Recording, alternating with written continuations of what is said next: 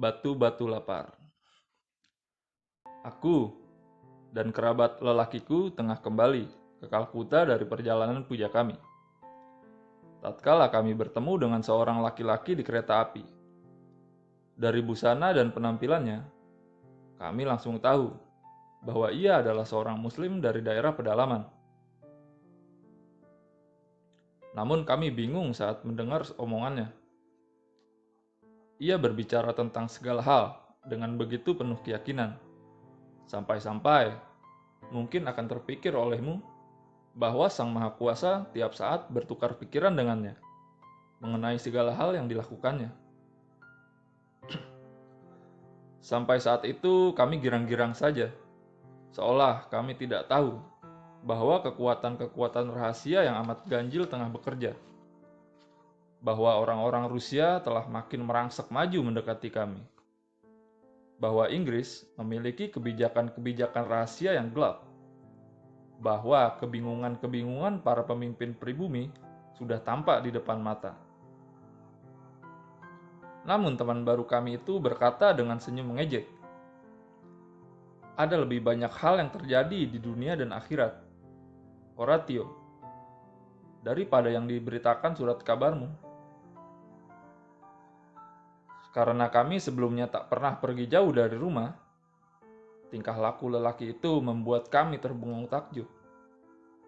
Bahkan tentang topik yang paling sepele sekalipun, ia akan mengutip sains atau menyitir Weda atau mengulang bait-bait syair seorang penyair Persia. Dan lantaran kami buta soal sains atau Weda atau Persia, maka kekaguman kami padanya semakin bertambah-tambah saja. Dan kerabat lelakiku yang penganut teosofi meyakini bahwa rekan seperjalanan kami itu pasti telah diilhami secara adikodrati oleh semacam daya magnet asing atau kekuatan gaib atau badan astral. Dengan takzim ia menyimak.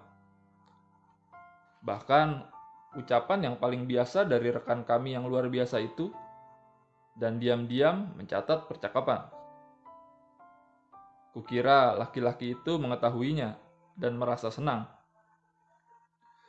Setibanya kereta di stasiun transit, kami menanti kereta lanjutan di ruang tunggu. Waktu menunjukkan pukul 10 malam. Dan lantaran kami dengar bahwa kemungkinan kereta akan sangat terlambat karena ada masalah dengan rel. Aku menggelar kasur di meja. Dan baru saja hendak berbaring untuk tidur nyenyak, ketika orang luar biasa tersebut mulai menenun benang cerita berikut ini. Tentu saja, malam itu aku tidak bisa tidur.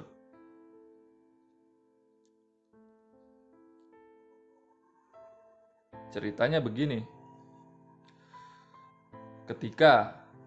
Karena ketidaksetujuan atas sejumlah soal kebijakan administratif, aku berhenti dari posku di Junagadh dan masuk dinas nizam dari Hyderabad. Mereka langsung menunjukku seorang pemuda yang kuat sebagai pengumpul cukai kapas di Barich. Barich adalah tempat yang menawan. Susta berceloteh di bebatuan dan ngebernicik pada kerikil.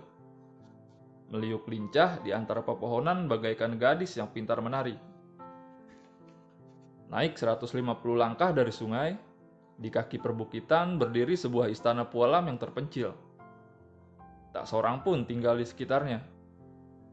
Dusun dan pasar kapas letaknya jauh dari sana. Sekitar 250 tahun yang lalu, Kaisar Mahmud Syah yang kedua membangun istana terpencil itu untuk memanjakan kesenangan dan kemewahannya. Pada masa itu, semburan air mawar bermuncratan dari kolam-kolam air mancurnya, dan didingin lantai pualam di ruang-ruang yang sejuk oleh tampias air. Duduklah para perempuan muda Persia. Rambut mereka kasut masai sebelum mandi, dan mencelupkan kaki-kaki lembut mereka yang telanjang ke kolam air yang bening, sambil mendengangkan ghazal tentang kebun anggur mereka, seiring alun-alunan suara gitar. Kolam-kolam air mancur itu kini mati. Lagu-lagu telah berhenti, kaki-kaki putih tak lagi menapak dengan anggun pada gualam putih salju. Tempat itu kini menjadi rumah sunyi bagi para lelaki yang tertekan rasa sepi dan terbuang dari kumpulan perempuan.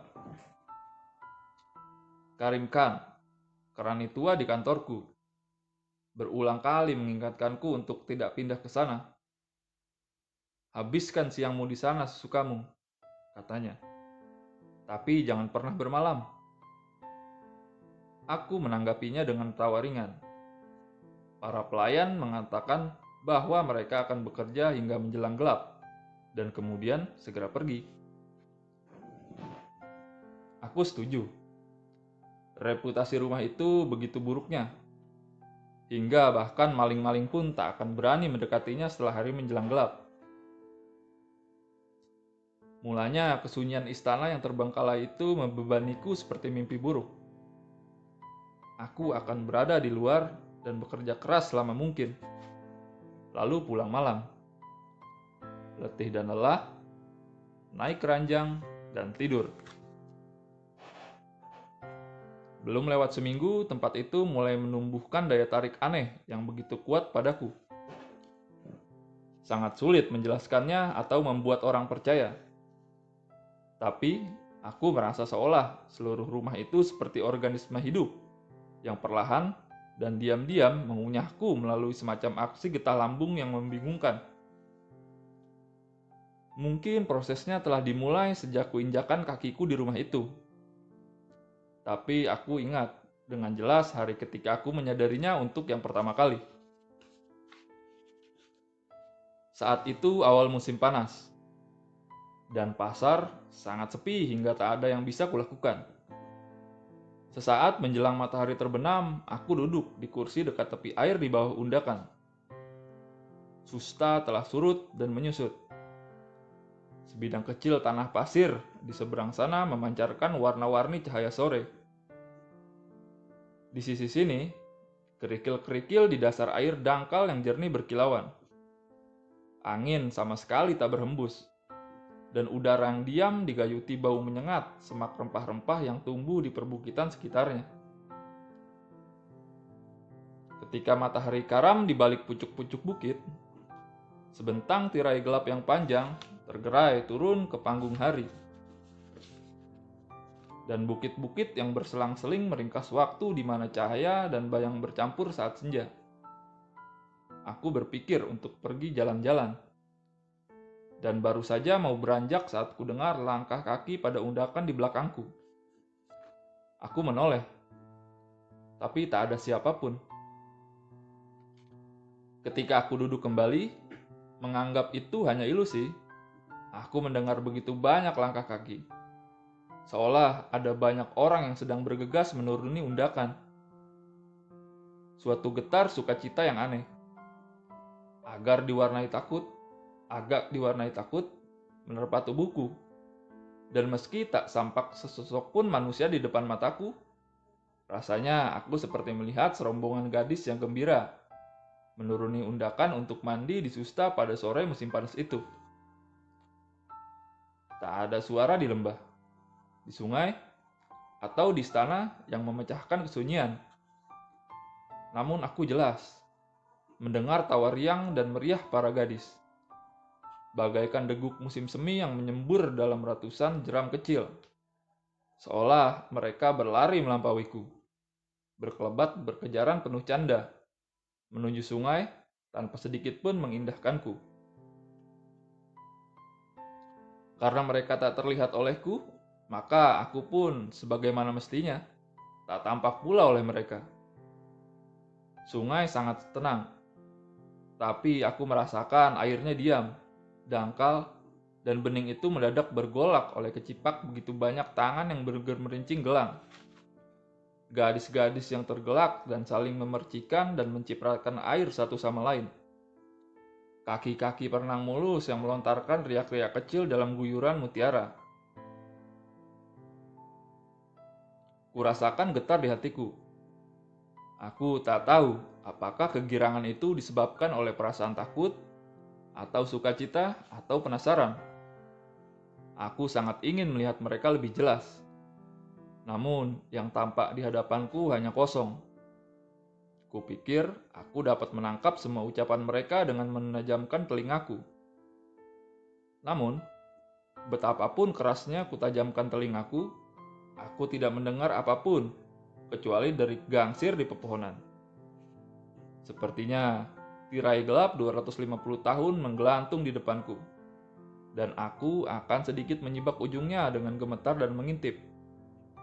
Kendati himpunan di baliknya sepenuhnya tersungkup gelap. Keintiman petang hari yang menyesakkan itu pecah oleh angin yang mendadak bertiup kencang. Dan permukaan susta yang tenang itu meriak dan mengelumbak bagai rambut bidadari. Dan dari pepohonan hutan, terbungkus kelam suasana petang. Muncul gumam-gumam serempak, seakan bangkit dari sebuah mimpi hitam. Entah itu kenyataan atau mimpi. Penampakan sementara fata morgana tak kasat mata yang terpantul dari dunia yang jauh itu. Berumur 250 tahun. Lenyap dalam sekejap.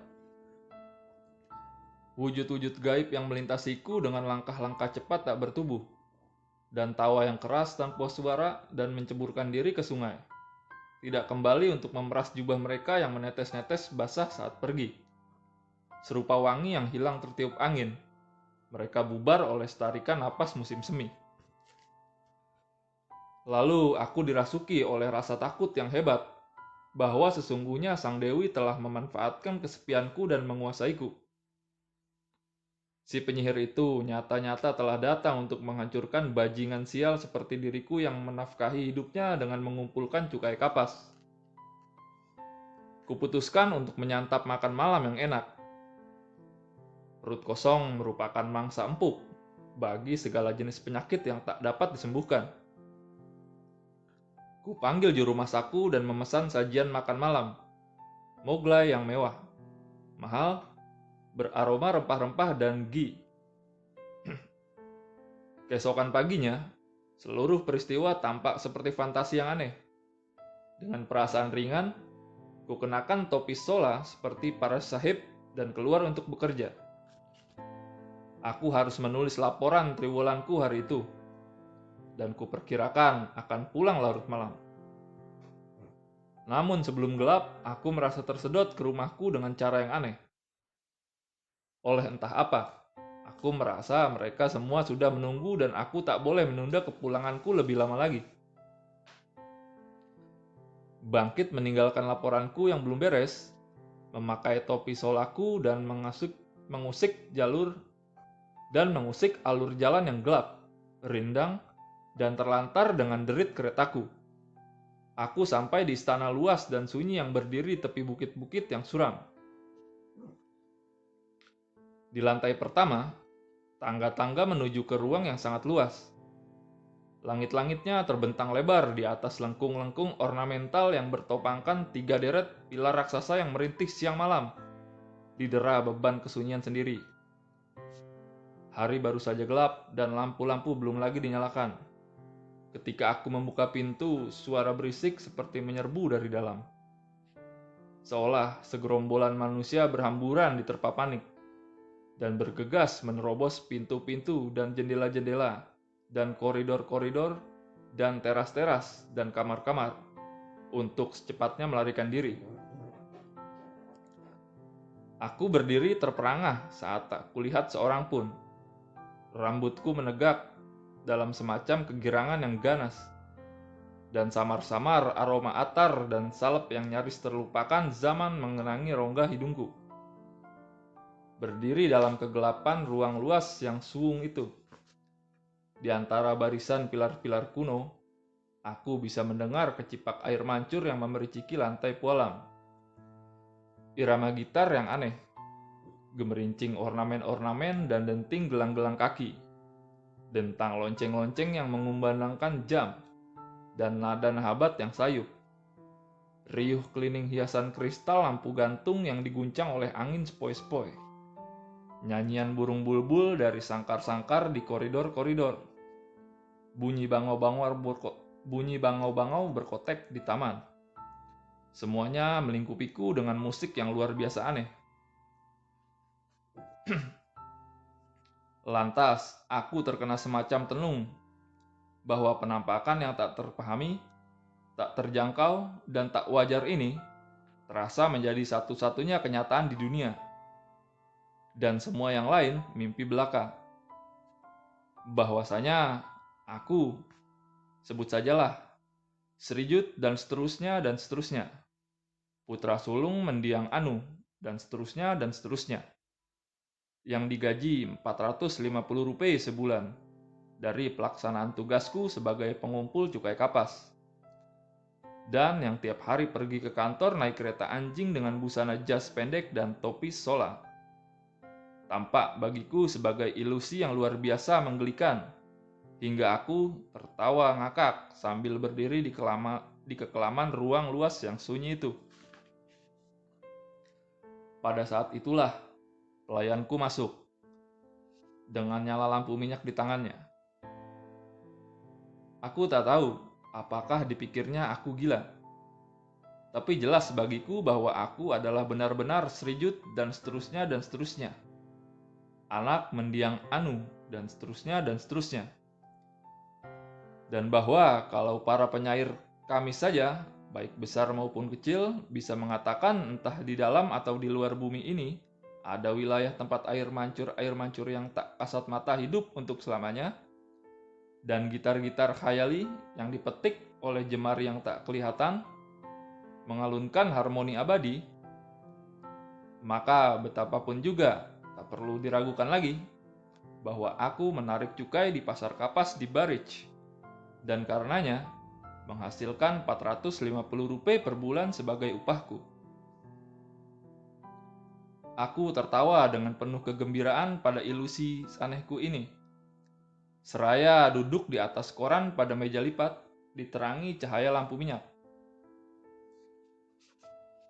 Setelah menyelesaikan laporan dan menghabiskan makan malam Moglai, kupadamkan lampu-lampu dan berbaring di ranjangku di kamar tambahan yang kecil. Lewat jendela yang terbuka, sebuah bintang yang bersinar terang, tinggi di atas bukit-bukit Avali yang dilingkungi kegelapan pepohonannya, sedang menatap dengan seksama. Dan jarak berjuta-juta mil jauhnya di langit, pada tuan pengumpul yang berbaring di kasur lipat yang sederhana. Aku merenung dan merasa terhibur dengan pemikiran ini. Dan entah kapan atau berapa lama aku tidur, tapi aku tiba-tiba tersentak bangun. Meski aku tidak mendengar suara apapun dan tidak melihat ada pengganggu. Kecuali bintang terang yang kukuh di puncak bukit itu telah terbenam. Dan temaram sinar bulan muda mengendap-endap masuk lewat kamar jendela yang terbuka. Seolah malu telah mengganggu. Tak kulihat siapapun, tapi rasanya seperti ada orang yang mendorongku dengan lembut. Perempuan itu tak mengucapkan sepatah kata pun ketika aku bangun, melainkan memberi isyarat padaku dengan kelima jarinya yang berhias cincin untuk mengikutinya hati-hati. Aku bangkit tanpa bersuara, dan meski tak ada satu jiwa pun selain diriku yang berada di apartemen-apartemen yang terbilang banyaknya di istana terpencil, dengan suara-suaranya yang membulai dan gema-gemanya yang menggugah itu, aku takut kalau langkahku akan membuat seorang terbangun. Sebagian besar ruang-ruang istana itu selalu tertutup dan tak pernah kumasuki. Sambil menahan napas dan dengan langkah tak bersuara, kuikuti penunjuk jalanku yang tak kelihatan itu. Kini, aku tak tahu di mana. Betapa tak ada habis-habisnya lorong yang gelap dan sempit. Betapa panjangnya koridor-koridor. Betapa sunyi dan angkernya ruang-ruang pertemuan dan sel-sel rahasia yang tertutup yang kulalui. Walaupun aku tak bisa melihat petunjuk jalanku yang baik itu, wujudnya bukan tak tampak di mata batinku. Seorang gadis Arab, sepasang lengannya yang sekeras dan sehalus pualam, terlihat dari lengan bajunya yang longgar. Cadar tipisnya terjulai pada wajah dan pinggir kerudungnya, dan sebilah pedang lengkung terselip di pinggangnya. Rasanya satu dari 1001 kisah malam di Arab telah terembuskan padaku dari dunia percintaan. Dan di malam buta itu, aku tengah menyusuri gang-gang gelap sempit Baghdad yang membuai, menuju ke suatu tempat kencan yang penuh mara bahaya.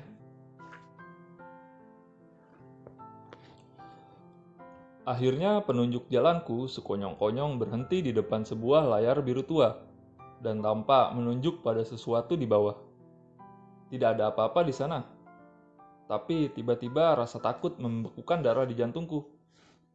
Rasanya aku melihat pada lantai di kaki layar itu seorang Kasim Negro yang mengerikan, berbusana brokat mahal, tengah duduk terkantuk-kantuk dengan kaki mengangkang, dengan sebilah pedang telanjang di pangkuannya. Penunjuk jalanku yang baik itu dengan ringan meloncati kaki lelaki itu dan mengangkat pinggiran layar. Aku dapat menangkap sekilas bagian ruangan yang berhamparkan permadani Persia. Seseorang duduk di atas ranjang di dalamnya. Aku tak dapat melihat perempuan itu, kecuali hanya kilasan sepasang kaki indah dalam sandal bersulam emas yang terjulur dari piyama kuning kunyit yang longgar dan ditaruh dengan santai pada permadani beludru oranye. Di sampingnya tergeletak nampan kristal kebiruan dengan beberapa buah apel, pir, jeruk, dan tandan anggur yang rimbun, 2 cangkir kecil, dan sebuah botol bagus bersepu emas yang jelas-jelas menunggu tamu. Semerbak harum asap yang memabukkan, yang meruap dari jenis dupa aneh yang terbakar di dalamnya, nyaris membius kesadaranku. Saat dengan hati berdebar, aku coba melangkahi kaki Kasim yang mengangkang.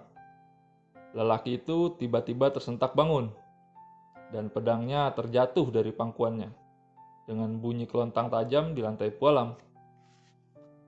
Teriakan dahsyat membuatku terjengkang, dan kulihat aku tengah duduk di kasur lipatku dengan peluh bercucuran. Dan bulan sabit tampak pucat dalam cahaya pagi seperti seorang pasien loyo yang sampai subuh tak bisa tidur. Dan si Sinting Maher Ali kami mengemekik-mekik, seperti yang saban hari dilakukannya. Mundur, mundur, seraya melintas di jalan lengang.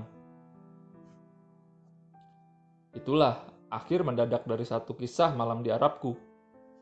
Tapi masih ada 1000 malam lagi. Lalu menyusul pertentangan hebat antara hari-hari siang dan malamku. Sepanjang siang aku akan pergi bekerja hingga capek dan kehabisan tenaga, mengutuki malam yang menyihir itu beserta mimpi-mimpi kosongnya. Tapi ketika malam tiba, hidup keseharianku dengan segala ikatan dan belenggu kerjanya akan tampak tak berarti, palsu, sia-sia menggelikan. Dengan datangnya malam, aku terjerat dan terpuruk dalam perangkap kemabukan yang aneh. Lantas, aku akan menjelma, menjadi sebentuk pribadi asing dari zaman silam, memainkan peranku dalam riwayat yang tak tercatat, dan jas pendek Inggris serta celana ketatku sama sekali tak cocok buatku. Dengan peci beludru merah di kepalaku, piyama longgar, rompi bordiran, jubah sutra panjang berjela-jela, dan sapu tangan warna-warni yang beraroma atar, maka lengkaplah dandananku yang rumit. Lalu aku duduk di kursi berbantal tinggi dan mengganti rokokku dengan lintingan nargile berisi air mawar. Seorang sedang menghasratkan suatu pertemuan ganjil dengan kekasih. Tak sanggup kulukiskan kejadian-kejadian menakjubkan yang tergelar dengan sendirinya seiring kian kelamnya malam. Aku merasa seolah di apartemen-apartemen aneh di gedung besar itu terdapat fragmen-fragmen sebuah kisah yang indah. Cerita yang sebagiannya dapat kuikuti, namun yang tak pernah bisa ku ketahui akhirnya. Melayang-layang dalam semilir angin musim semi yang mendadak bertiup kencang. Dan selalu saja, aku akan berkeliaran menelusuri ruang demi ruang sepanjang malam untuk mengejar kepingan-kepingan cerita itu. Di tengah pusaran fragmen-fragmen mimpi ini, di tengah aroma henna dan denting gitar, di tengah arus udara yang disemprot minyak wangi, aku akan menangkap, bagai secercah kilau kilat, kelebat seorang dara jelita. Dialah gadis berpiyama kuning kunyit itu. Sepasang kaki mulus, putih, bersemu merah, dalam sandal bersulam emas yang melengkung di ujungnya. Kutang ketat berhias emas. Kerudung merah dengan rumbai-rumbai kemasan terjurai jatuh pada kening dan pipinya yang seputih salju. Dia telah membuatku tergila-gila. Dalam upaya mengejarnya, kususuri ruang demi ruang. Lorong demi lorong di antara semraut ganggang yang menyesatkan di negeri mimpi di dunia bawah tidur yang mempesona. Terkadang di petang hari, ketika sedang mematut diri dengan seksama sebagai pangeran berdarah bangsawan di depan cermin besar, dengan didampingi sebatang lilin menyala, aku akan melihat sekilas bayangan kecantikan Persia di sisiku. Gerak lehernya yang luas, kelebat nafsu yang begitu menggebu-gebu dan kepedihan yang berpendar di matanya yang gelap dan besar. Seberkas jejak ucapan di bibirnya yang merah menawan. Bentuk tubuhnya yang bagus dan langsing, dimahkotai kemudahan bagai suluran yang sedang mekar. Melesat dalam gaya melenggangnya yang anggun. Gemerlap sekejap kepedihan dan hasrat edan dan kenikmatan puncak. Senyuman dan kerlingan dan kilau berlian dan kain sutra. Dan dia pun melindap. Sembus angin liar, dibebani segala bau wangi perbukitan dan pepohonan. Akan memadamkan pelitaku. Aku akan mencampakkan pakaianku dan berbaring di ranjangku. Mataku terpejam dan tubuhku bergetar girang, dan mengepungku dalam semilirnya angin. Di tengah seluruh harum hutan dan bukit-bukit, mengambang dalam kelam sunyi itu sebegitu besar, sebegitu banyak belayan dan begitu banyak ciuman dan begitu banyak sentuhan tangan yang lembut, dan bisikan-bisikan mesra di telingaku, dan desah napas harum di keningku, atau sapu tangan wangi dielus-eluskan di pipiku. Lalu perlahan seekor naga misterius akan mencengkramku dalam belitannya yang memabukkan. Dan sambil mengenduskan desah napas berat, aku akan kehilangan kesadaran dan tertidur nyenyak. Suatu sore, aku memutuskan untuk pergi keluar dengan berkuda. Entah siapa yang memohonku dengan sangat untuk tetap tinggal di rumah. Tapi hari itu, aku tak hendak menggubris permohonan apapun. Topi dan jas Inggrisku tersimpan di rak, dan aku baru saja mengambilnya tatkala angin puyuh dadakan yang syarat dengan pasir susta dan daun-daun kering perbukitan Afali menyambar busana itu dan memutar-mutarnya di udara. Sementara gema tawa gembira terdengar nyaring dan makin nyaring, menyerang semua nada riang hingga padam di ranah matahari tenggelam. Aku tak bisa pergi berkuda keluar, dan keesokan harinya kuputuskan untuk tak lagi memakai jas dan topi Inggrisku yang aneh itu, demi kebaikan. Hari itu, lagi-lagi di malam buta, ku dengar isak seorang yang sangat menyayat hati. Seperti di bawah ranjang, di bawah lantai, di bawah fondasi batu istana raksasa itu, dari kedalaman kubur yang gelap lembab, sebuah suara meratap pilu dan memohon padaku. Oh, selamatkan aku. Dobraklah pintu-pintu ilusi yang keras ini. Tidur yang seperti mati dan mimpi-mimpi yang hampa. Tempatkan aku di sisimu pada pelana. Dekaplah aku di hatimu. Dan berkuda menempuh perbukitan dan hutan dan menyeberangi sungai. Bawalah aku ke sinar hangat kamar-kamarmu yang terang di atas sana. Memangnya aku ini siapa? Oh, bagaimana aku bisa menyelamatkan engkau? Jelita kara macam apa? Jelmaan hasrat macam apa yang harus kelak ke daratan dari arus pusaran liar mimpi-mimpi ini? Duhai makhluk halus yang cantik, di manakah engkau hidup dan kapan? Di sejuk sumber air mana? Di bawah naungan pohon kurma mana engkau lahir? Di pangkuan gelandang pengembara gurun pasir macam apa?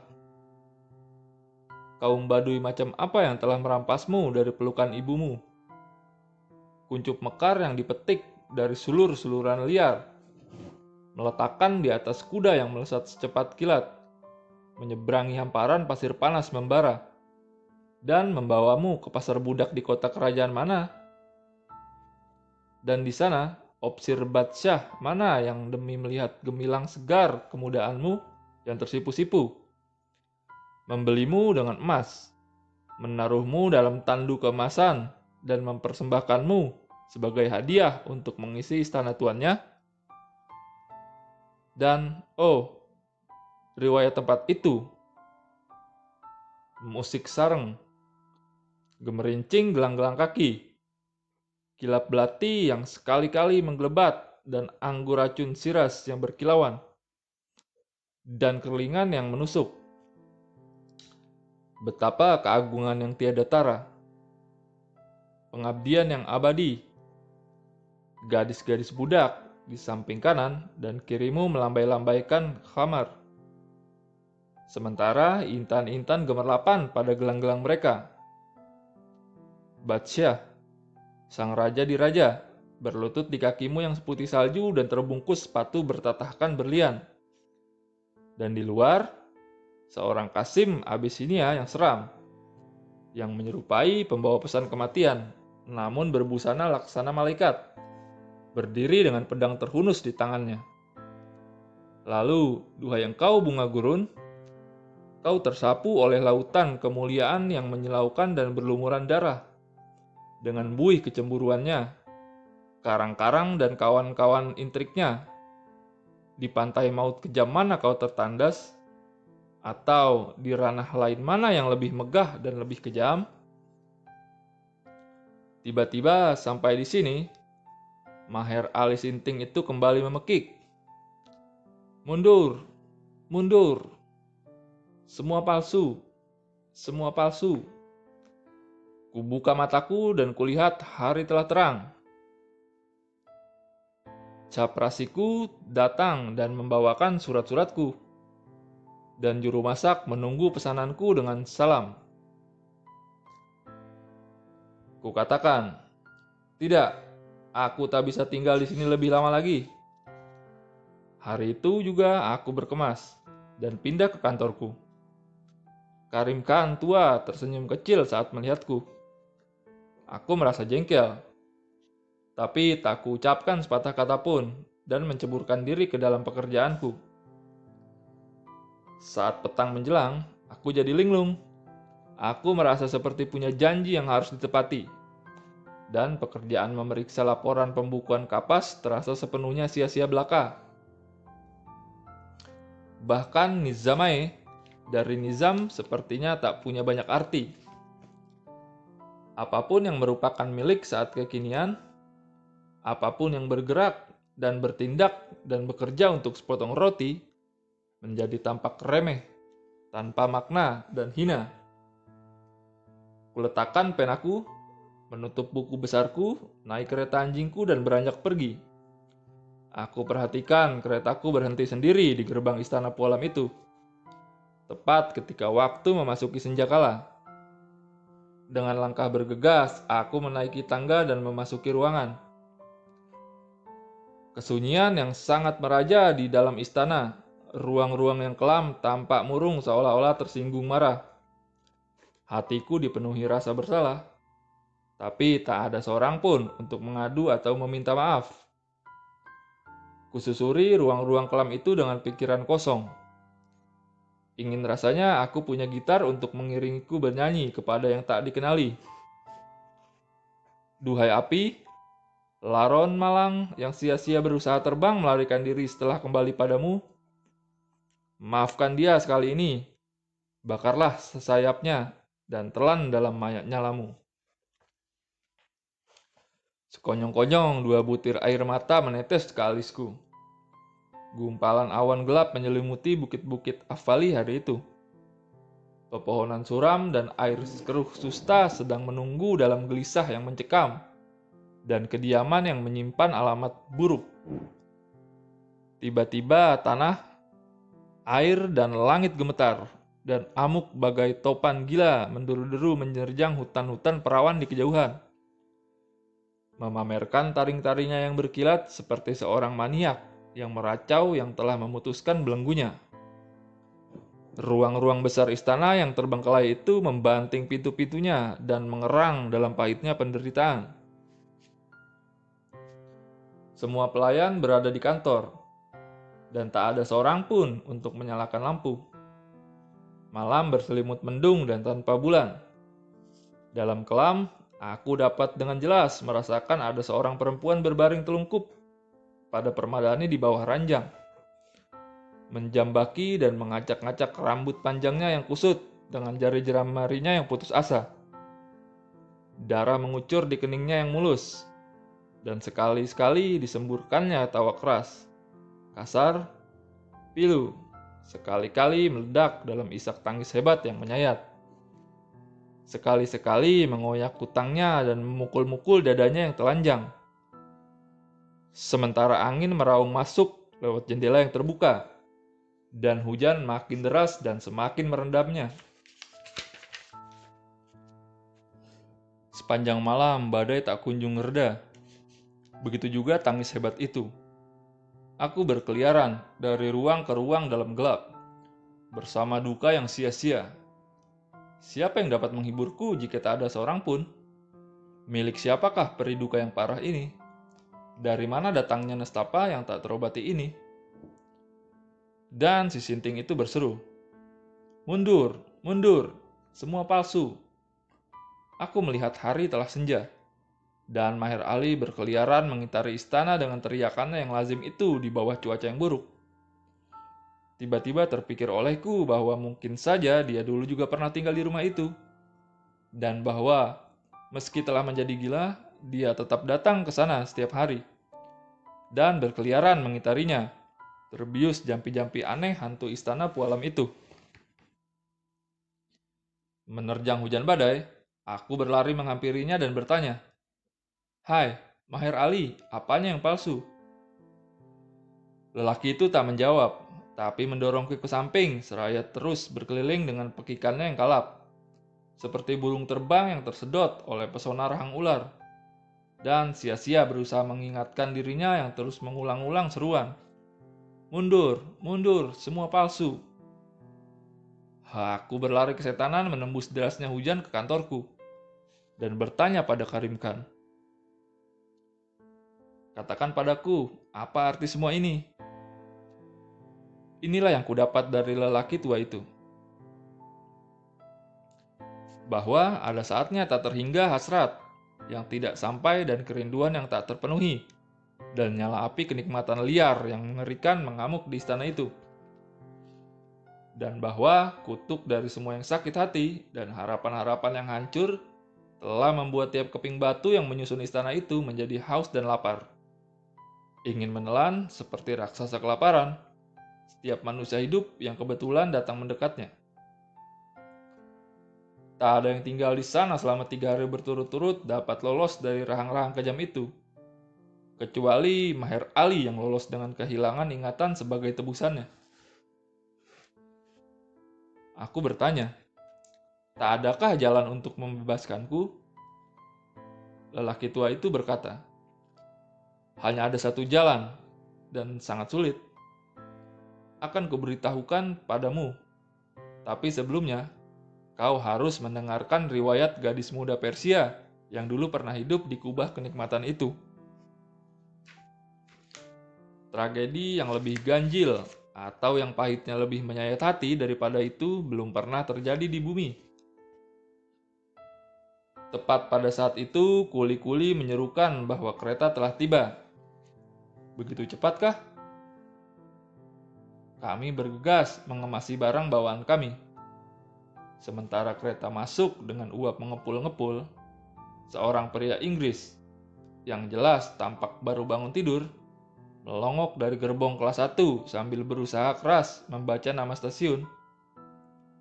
Segera setelah pandangannya menangkap rekan seperjalanan kami, dia pun berseru, "Halo," dan mengajaknya ke biliknya di kereta. Karena kami naik gerbong kelas 2, kami tak punya kesempatan lagi untuk mencari tahu siapa lelaki teman kami itu, maupun bagaimana akhir ceritanya. Kataku, lelaki itu jelas telah mempermainkan dan mengolok-olok kita. Ceritanya murni karangan belaka sejak awal sampai akhir. Perbincangan selanjutnya berakhir dengan permusuhan seumur hidup antara aku dan kerabat teosofisku.